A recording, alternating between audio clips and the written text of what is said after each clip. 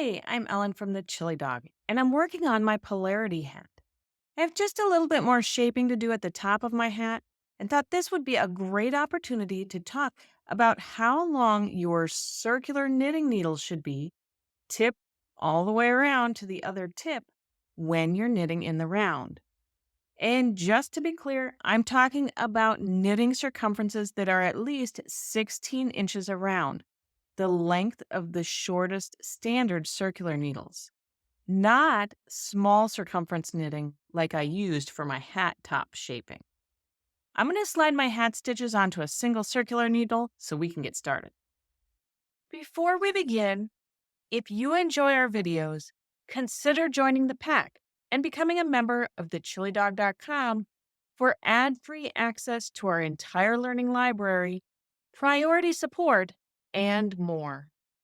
When you're knitting in the round, from tip all the way around to tip, your circular needle should be the same length or slightly shorter than the project you're working around. Right now, the top of my hat is 16 inches around, and I slid it onto a 20-inch long needle.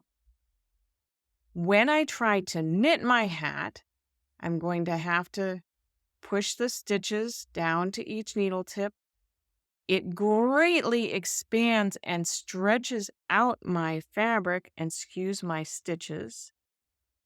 If my needle was even longer, it's possible I wouldn't even be able to get them all to each tip. I could have cord pop out the side, but here I'm kind of close. If I start knitting, this stretched out fabric is going to negatively impact my gauge and make the fabric look funny. And the greater the difference in the lengths between the needle length and the circumference length, the more difficult it's going to be to advance your stitches as you knit. I finished the shaping increases on the top of my hat, and now the circumference of my knitting is about 21 inches around, and I've put my stitches on a 20-inch long needle. When you use a needle that's the same length or shorter than your project circumference, the stitches may bunch up slightly and be closer together on your needles, but that won't skew your fabric. And it's actually going to make it easier to advance your stitches more smoothly on your needles as you knit.